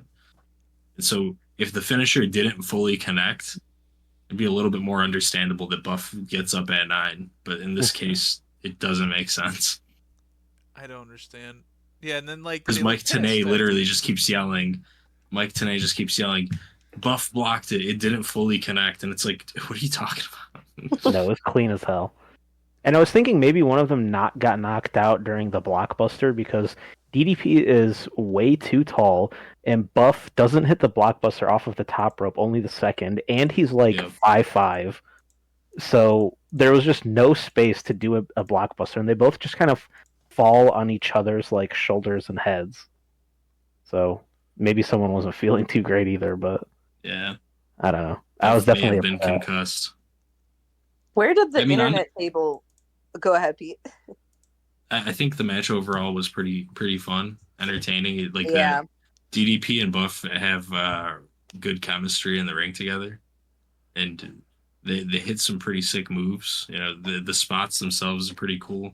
Them hitting, like, clashing with computer monitors is hilarious, objectively. That was my favorite part. I just didn't know if I missed that being introduced earlier in the show, because I'm like, why all of a sudden is there WCW.com? It was there the whole time. I think they Oh, mentioned The it yeah. once, saying- WCW internet. Yeah, they're like, Mark Madden is over there on the booth. And Scott He's Hudson's just clicking there. away on a computer. Yeah. It's a mess. It's like a mainstay of WCW. Though. I mean, Apparently, I know. pretty sure they have the Is internet booth at every show. Right? Is that like Really? the Spanish Making announce that up. table? Joe hates this bit. I guess so. Gave it a 3 1/4 star out of everything on the show. I don't know how that. This was the got best it. match on the show, I don't know. according to Dave in 2000. 3 1/4 is crazy. What else was the highest rated match on there? Highest rated was this one, only by a little bit, but I think Kidman was the second. Kidman and whom? Kidman and Savage. Perry. Yeah. Yeah, I think that was the this best is a match. good match. I think this is a good match that's only harmed by its botched finish. Ugh, irritating. Mm-hmm. And then you got Which is you get 90% of the way there, and then they fuck it up at the end, which is the story of WCW. and then you get And the you know introduction, dude. they cut to the announce table, and Tony Schiavone just puts his notes down, puffs some air into his lips, and starts tapping on the table like it's drums. So something something's definitely happened. Something was wrong. Oh man, if you Vibe. look at Tony, the camera should always be on Tony because he will be able to tell us if something should be happening or if somebody is just going into He business can't. for themselves. He can't. He can and still can't ever hide it, how he truly feels about whatever he's watching. He cares that much. That's what it's all about. Oh man, the WCW sug. So yeah, then Taina, guess what? This is the Oh, first ever what? caged heat match. What the fuck does that mean? Oh my I wish I could goodness. tell you. KP. I wish Yeah, I don't could I? too. I am gonna pretend like they didn't even give any rules There's because like- I. How many like gimmick matches are there on this? Oh my god, pay-per-view? all of them. So all many. of them are gimmick matches. So many. Yeah. No, yeah. There's a caged heat match. Cage match between our good old Kidman and the special a mystery opponent. a mystery opponent. yeah. And so I don't understand how it's a mystery. Oh because, my they are- God! Look! What? It's the wall, brother! Ah! It's the wall. It's the Yeah, wall! They announced the wall. I've never seen the wall before, so this is my first time seeing the wall. The first thing I thought of when he walked out was that he looked like Hellboy, and like especially when he had the sunglasses on. So that was kind of cool. And he was in a suit for some reason. I don't know why. Tanny, can you look at the But GIF he real was- quick in the chat? And just Wait, let me understand that look. that's the wall, brother. That's the wall. Let me look. That's Hellboy What on is the roof. this? That's the wall. That's the wall. Oh, so he always wears the suit. I figured. Yes, that's the Okay. wall. Okay. Wow. I like the wall well enough. Yeah. So he comes out and he's going to enter the cage. He gets drop kicked by Kidman immediately. And at this point, Kidman has won 2 matches and I really like him now. So I'm rooting for him and not the wall. I don't know him. So Why do you like the he wall? drops kicks him. I like the wall because he wears a suit and he kind of looks cool. But Oh. Kidman, I've had 2 matches worth with. Oh, now you I love don't him, know yeah. who the wall is. Yeah. I just need like 15 minutes with each wrestler before I end up loving them. But yeah, no, the wall needs 2 more matches. But Kidman is like tries hitting not Hellboy. Sorry, Oh boy. he starts hitting the wall with a chair. And it begins the cage match. So they're locked in a cage. I don't really quite know the rules. I think they have to pin each other. I don't remember what they said, but I love it because Kidman is like really nimble, and the wall almost reminds me of Kevin Nash, how he moves so slow and like just like lumbers Wow. around the ring. But it's great because they're both like the tall boys. Like they have to move like that, They're like trees. Their legs So- their knees hurt too much to move differently. Exactly. I would I not know want the to move feeling. any faster. So I feel yeah, the wall is just he's got his dress shoes on, he's kicking Kidman all over the place. I don't know names of moves, so I know he's kicking him, and I know that there's some kind of great reversal. I don't know if it's toward the end or in the middle, but Kidman does like a great reversal after the wall picks him up in the air and like tries to smash him down, Was but he like trying to powerbomb him? I think he's trying to powerbomb You him. can't Yeah, and then powerbomb Kidman takes Kidman. his Joe, you neck. should have known, dude. Ah. Joe, you should have known, Oh my god. Yeah, it happens Oh. again then. dude. He flips. He Do you doesn't think watch the Kevin Nash product. could powerbomb Kidman? Oh my god, he could. Yeah. I Maybe think so. one day we'll find out. Absolutely. But yeah, so the wall just kind of well, actually, the whole time I was like, Kidman's definitely gonna win. He won 2 times. He's gonna win. He's gonna win.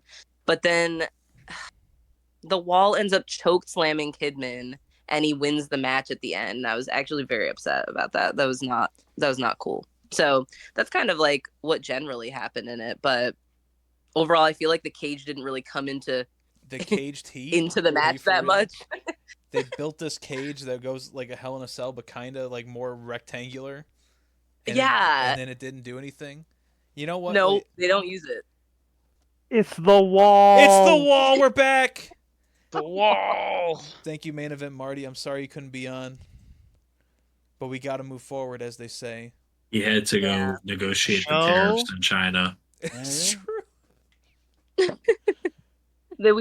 So I didn't particularly love that match, and I was just mad that Kidman lost. But it was fun meeting the wall.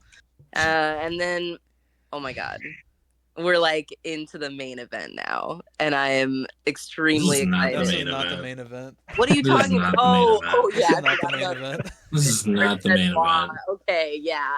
This is it's not a main event until a murderer is involved. Right. This is my main event. This is where it cuts off for me, because this is the Kevin Nash, Terry Funk, Commissioner brawl. I don't know what they're calling it, but they It's just they're a fighting. normal match. I don't think they. It's just- It's a no disqualification. Is it? That's the gimmick. No DQ. Cage yeah. matches has a No singles DQ. match. Yep. There's a whole promo on Terry and Nash's rivalry. We see a bunch of the old Nitro episodes where they're fighting and yelling at each other. And oh my god, the NWO Wolf Howl comes on, and Kevin Nash walks out, and oh my god, so I'm screaming, obviously. Oh yeah. So he's got his leather pants on with whatever those are called. What are the tassels? The tasseled leather pants on. Yep. The He's third Wolfpack, best brother. outfit. There it Yeah. is. There it is. And then Terry Funk. So Kevin makes his way to the ring, and Terry Funk comes out in a white headband, looking very elderly, and he's got like these black and white and gray striped pants that look like he's like an old cartoon, almost like a character in like a Betty Boop thing. And then and then as he's walking out, so he's trying to get down to the ring, and Nash rushes him during his entrance, which is amazing. So he kind of gets pummeled by Nash and brought over to the stage. And also, by the way, I don't know if you guys know, but Terry is only 54, I hear. Or wait, he's only only 54. He's only 54, because the announcers say something, and I'm like, I thought he was like 68 or something. No. Like, I thought he He looks every year, month, and second of that 54. exactly. Yeah, And a I little mean, extra. Look, he's earned that. He earned that 54 at that point. Like that. It's amazing that he's even alive, let alone wrestling a match. This point, he's like 18 years removed from getting kicked in the head by a horse. So Oh my god. Did that actually legitimately happen? Yes. yeah, it happened Yeah. on live wrestling television. I'll need to watch that. That's crazy. Yeah, the man has lived, because when they said 54, I was baffled. But he gets pummeled. He gets kind of dragged to the ring, or at least Announce ringside. table. Yeah. Yeah, exactly. The announce table, and they get around the ring, and Kevin hits Terry in the back and the head with a chair. So Terry's really hardcore. I like that about him. I respect Terry. I do not want him winning, but yeah. Terry starts going a little feral after getting like hit in the head, because I guess that charges him up. I don't. Yeah. That's what the Yeah, if announcers you can kept cuss this saying. old man, he gets stronger. That's one of his. It's one of his character traits. I love it. It's a special class thing for ECW guys. Wow. Yeah, no, it makes it's great. He's unstoppable. So he gets hit in the head with a chair. He gets like riled up, and oh my gosh, they're still not in the ring. And Kevin Nash power bombs Terry into a table, which is incredible. I was waiting for the power bomb the whole time. And then Kidman would have got out of that. who? Hitman? Kidman would have got out of that. Kidman. Yeah. Kidman. Hitman and He would have. Kidman He would have. team up. But then Kevin goes into the ring after power bombing Terry. Terry is a mess right now. He can't get up. And Kevin keeps repeating, if you can crawl back into this ring, you can stay the commissioner. Like, you win if you can crawl back. And honestly, for a second, I was like, this match is going to be so short. You were going, 'Cause aw, Kevin's so I sweet. literally- He's a little sweetie Yeah, pie. Oh my exactly. god! Wow, I'm he's like, such a little wow. bean. I was very proud of him for being so Yeah, look at my merciful. little bean over here, and it's a fucking Exactly. pit bull named Diane. But he's in the match or in the ring saying, you know, you can crawl in, you can be the commissioner. And Terry is like really trying. Oh wait, He's bloodied, right after, he's battered, he's bruised. yes, he's really beat up. And a woman at this time screams, "I love you, Nash." And she was just so Oh my mean. God. I don't know if you guys heard that one, but she was very loudly screaming, "I love you, Nash." As he makes fun of and beats up this geriatric man. This geriatric 54-year-old man, yeah. And Terry's like bleeding out. He's floundering. Kevin gets very cocky about Terry not being able to drag himself into the ring. And Terry actually pulls it off. He pulls it off. And then I got really angry because I'm like, oh my God, like Terry's going to get the commissionership, whatever. And he gets into the ring. And Nash is like, he's like, I'm a lying son of a bitch. And so he basically what the reverses.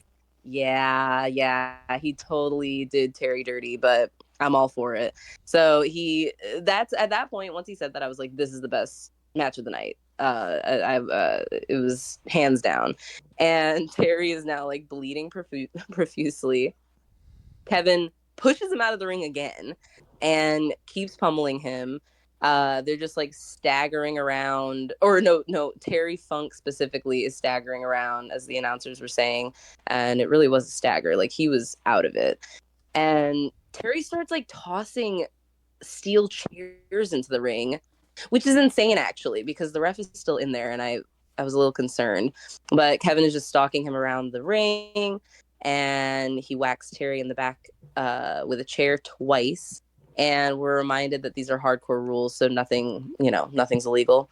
And so as he still has the chair, the crowd starts chanting, "In the face, in the face." And so they really want to see a headshot. And he finally, well, you know what? Actually, it takes him a while to finally. No, he does. Actually, he does try to do the chair shot to the face, but Funk ducks and misses it. And then Funk actually finally starts fighting back. He hits Nash with the chair and hits him with the DDT. I saw the move, but the announcers said it was a DDT. And Terry Funk just keeps calling Kevin Nash a son of a bitch. Gets some bitch. You son of a bitch. He just starts yelling that at him. He's really hitting the Alex Jones pointing and running after that guy in the street. Exactly. And Kevin gets the chair shots to the head against Funk, so he finally gets like a chair back, hits Terry. He gets charged up again, so Funk is like, getting in his feral way. Third concussion of the night. Yeah. A lot of concussions. So he Funk becomes like a madman, and Terry like throws another chair into the ring. And at this point, I honestly started getting worried about Kevin, which is crazy because I had so much faith in him. I had a lot of faith in him going into this. So I legitimately was like, is he going to lose to Terry Funk right now? But Kevin gets in between the legs and is about to power bomb. Or no, he's not about to. He does power bomb Terry onto his own like chair setup that Terry creates with like 3 different steel chairs. And he pins him, and so he gets the 3 count, and he's the commissioner at midnight. So it's only hours away from Kevin, I'm sure, putting on some kind of immaculate suit and becoming the commissioner. So Kevin like limps away to the NWO Wolfpack theme, and it's the match concludes. I loved it. Can I get a? What do you guys think? What do you guys think of it? Can I get a heads bow down to the Funk commissionership, please? Can we get like a 10-second silence? Yeah. Can we get the 10 gong salute?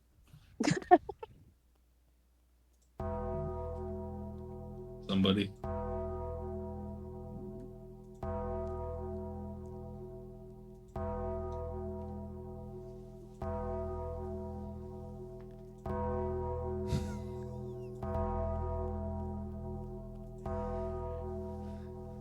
The WWE sucks. I'm glad There that we you go. We take did it. it. Having We had such a 11. good Just- time. We did it. That was wait, good. Wait a minute. That was honorable. Wait, no, wait. I enjoyed Kevin trying to clothesline Terry out of the ring, but he couldn't get out. So then Kevin had to like throw his whole body into like leveraging Terry over the rope, and then Terry decided to hold on for a while. He was skinning the cat, and then but no, he just lets go, and then he falls on his head on the outside. What a legend! What a beast! Honestly. But no, we do not turn our backs on the wolf pack. Woo, If I was ever going to be no, a furry, I would be a wolf pack furry We with already know you Kevin and and Nero Sting and the boys. are You would part have of a Wolfpack. red and black fursuit. Yes, sir. Yes, sir. It's the So only way to go, is it not? Yeah. listen, we got backstage. Chris Benoit is squatting. Sid is just talking to himself, walking around the corner, and Arn is in ref gear. Did you guys know that Arn is going to be our special guest ref? Because I didn't. I did didn't. not. I didn't. Are you I sure? did. He's been that like 2 shows ago or something. Arn cuts a little promo. He says he should have been there for the Funkster and that we just lost as a company. We don't realize how bad This the is Kevin Man will be. I mean, I need a second here. Kevin Nash, the man. We don't know what he's capable of. I've lived This this is how nightmare people before. were feeling November 6th, 2024. And after midnight, everyone and everything in WCW will change forever. But at least he's got the belt, brother. And he's still going to be our ref tonight. There are no losers Is Joe tonight, only Biden the winners. modern Terry Funk? Yes. Yeah. Perhaps. Yeah. So, guys, now it's time for the main event. We got it. New champion tonight? Are you for real? No Guaranteed. more Bret Hart? No. Whoa. Whoa. I kind of love this match. I can't lie to you. We got the It special. wasn't a bad match. Yeah, no, I like this match. I feel like I didn't like the finish, as with most WCW matches. However, yeah, I mean Chris was on it the whole time. But we got the special guest ref. Arn is coming out. He's got the 1,000 pounds of gold with him. Chris Benoit gets Love a that pretty belt. good pop. And so does Vicious. Vicious has got like huge pop. Like people are fist bumping him. Yeah. Everyone loves Sid. And I hope they save the show.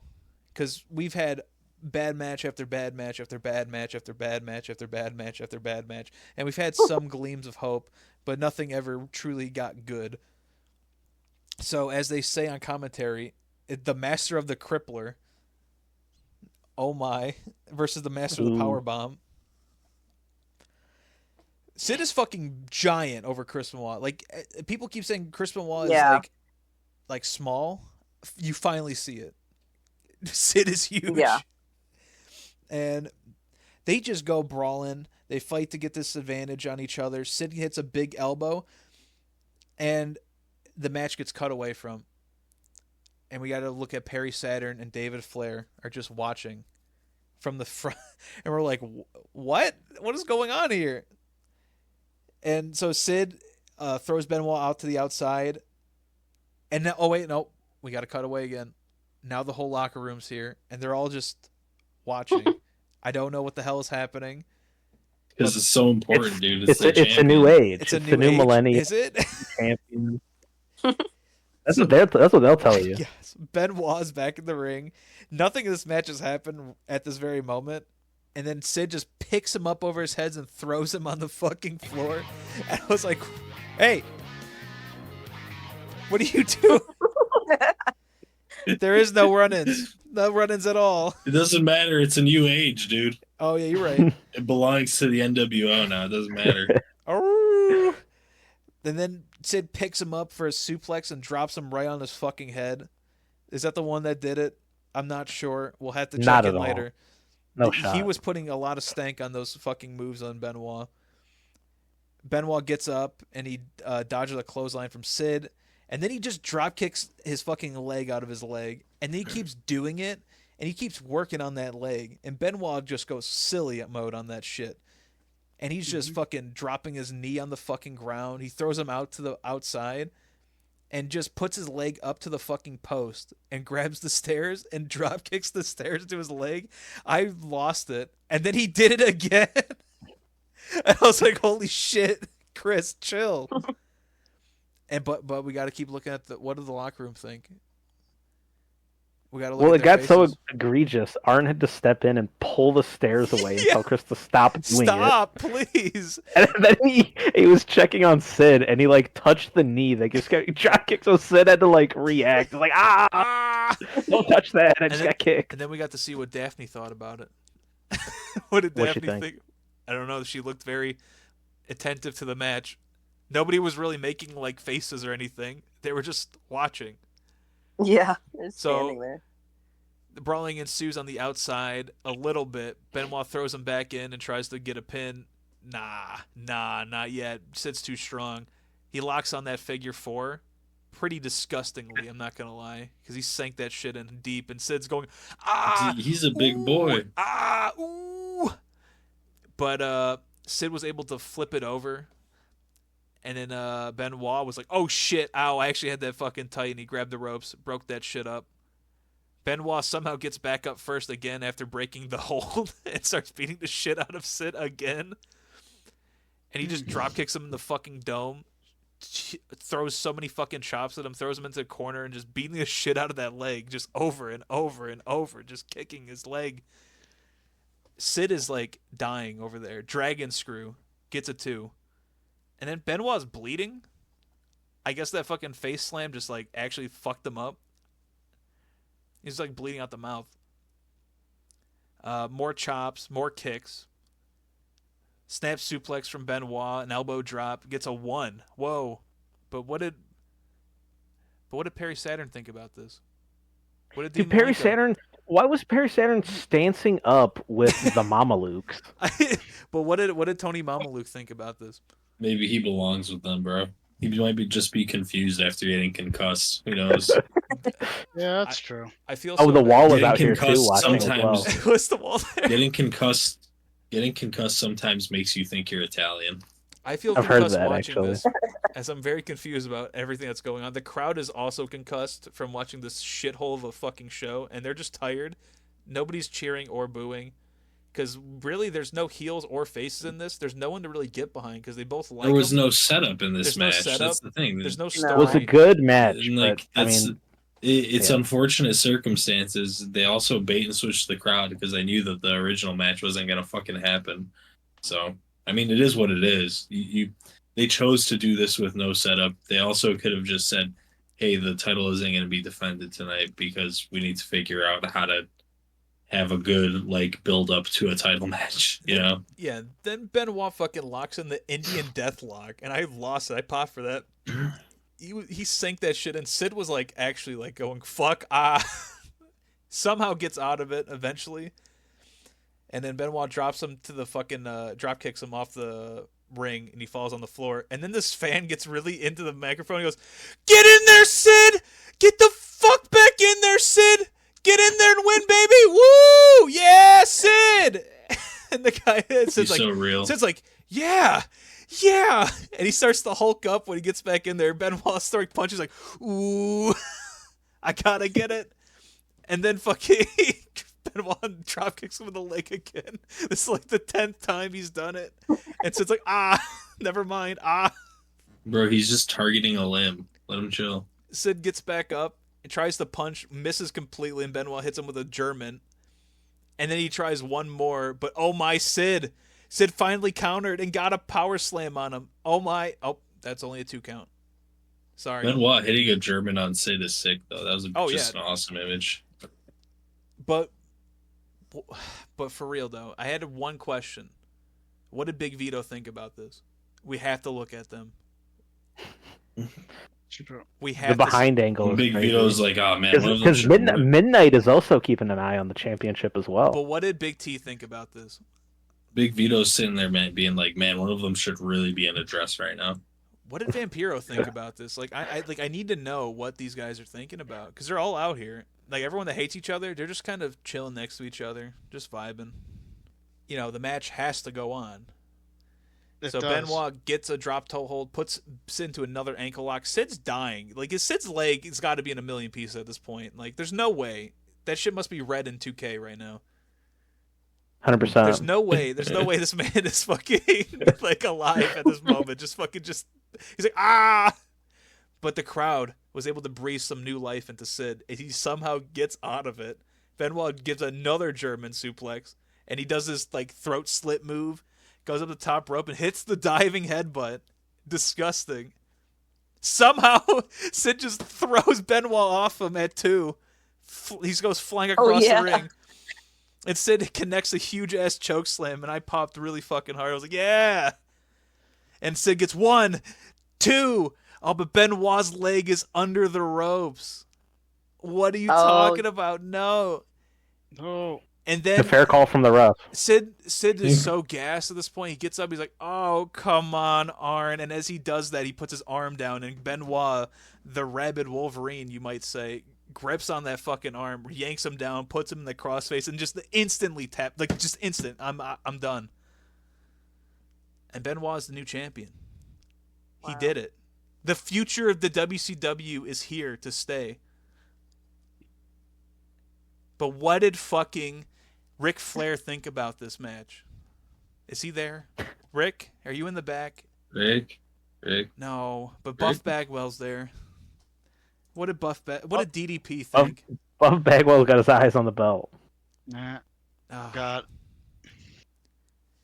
But yeah, Chris Benoit, guys. He's but the not without controversy. Yeah, I was gonna say he's only shouted to gonna be them, champion yeah. for like an hour and a half, so enjoy it while you if you want to. Oh, well, not even that. I mean, Sid's leg was under the rope just as Benoit's was during the crossface. Same. It was very What? true. That's the notice country. that. Yeah. Very true. Whoa. Yep. Oh, I didn't notice that. So apparently, like you had this good match. That's why I think it's good in quotations, because it was all like pretty solid stuff, but no story. Nothing that made sense about like why they're there. Mm-hmm. I guess Benoit won kind of cheatingly. Was he the heel? I don't know. Ooh. I guess. I don't think so. I think Arn wanted an Arn guy in there, and not a Kevin Nash guy. Yeah, but Arn didn't make a single difference in this match until that point. Arn didn't really Yeah, get that's involved it. at all. The locker room being there didn't matter. Didn't stop anything. Nobody ran in. Like in WCW, It's nobody a ran new in. millennia. Tony's been saying it on the mic, on the commentary the entire night. It's a new all millennia. They want to nonsense. see. It's a non-NWO champion. It is a big deal. But hold on. The show is not over. You guys thought the show was over? Benoit's wish it was. backstage with Mean Gene. And Gene just starts singing his praises, going, "Benoit, you're a hell of a guy. You've done all this stuff. Benoit, I love you, Benoit. Please talk to me, Benoit." And Benoit's like, "I'm very thankful that you're here, Mean Gene. I'm thankful that Sid put up one hell of a fight and that Sid is one hell of a man. I remember a time when I was over huge. I remember when I was 11 watching Dynamite Kid, and I said, no, Benoit, don't do that. Don't recall that memory. But he says he was always considered too short or too small or not heavy enough, and he proved that it's not what you don't have, it's about what you have. It's all about the world title." And Arn's crying. He's like, "My guy, Chris, I need to congratulate you and that I'm proud." Oh, but here comes Kevin Nash. I mean Commissioner Nash. He says, "Enjoy that belt for another hour and 20 minutes, because once the clock strikes midnight, your life becomes a living hell. That belt belongs to the NWO, and we're getting it back." And then Kevin Nash, in his Kevin Nash like voice, goes, "Sorry to put a little turd in the punch bowl, buddy." Ha ha ha ha, and he walks away laughing. Ha ha ha. I love that. Benoit retorts, From the little Oh, turd yeah? to the big turd. Best of luck.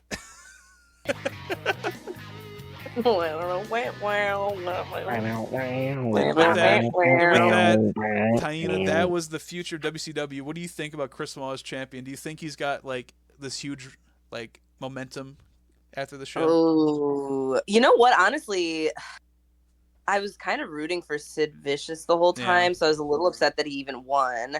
Taina's a lot like Vince McMahon. She loves huge guys. Well, do I you like Chris Sid Vicious Benoit? was just a Taina, better I need guy. this on record right now. Do you like Chris Benoit? I have not. You watched like homicide enthusiast Chris Benoit? All right. As Well, good as thing. a wrestler, I haven't watched enough of his matches. As a person, I obviously do not like Chris Benoit. So disregard everything you just saw because Chris Benoit leaves the company that night and he's not coming back. Yep. Wait, what? So What? Chris Benoit is not the champ anymore. He's gone. Oh my god. Yeah. That's He gets hilarious. in a dispute with Kevin Sullivan and he just dips out. Him, Dean Malenko, Perry Saturn, and Eddie Guerrero all leave this night and go to WWF. They're gone. Yep. This was all for nothing. We're back to This square was it. one, and that's the motto with WCW. End of the show. This pay-per-view fucking sucked, and I It's like I can't limbo. believe this is actually bad, and I missed 2006 so fucking bad. It's over. Yeah. This was the best show we've watched. How do you get into a dispute with Kevin Sullivan? You just became the champion. I know. They didn't like each other. Why would Kevin Sullivan make him the champion then? I don't I don't know. Bow, Dude. bow, bow. Kevin Bow. was right then. His life became a living hell. Although, Yeah. wait, how He long was was right.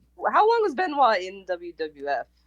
From Before. that point till he died in But like, when did he 2007. die? 2007. Oh, okay, so 7 years. Shortly All right. after. Okay, relatively short after. Okay. Well, I need a shirt that says "In Nash I Trust." That's With what you need. Kevin Nash. He's the commissioner. We got no champs anymore. We ended the night. Here's our champions. We got no WCW World Heavyweight Champion. We have no United States champion. We have no TV champion. We got David Flair and Crowbar as the tag team champions. We got Brian Knobbs as a hardcore champion, and we got Oklahoma as our cruiserweight champion. We are bleak. We are in a bleak mode right now. It's fucked up that Oklahoma is probably the strongest champion on the roster right now. I know this cannot be. Hey, He could have He's carried not the only company. the strongest champion, strongest character right now. Yeah, pretty much. Other than Kevin Nash. hey, Taina, stop. Taina, please stop. I'm begging you.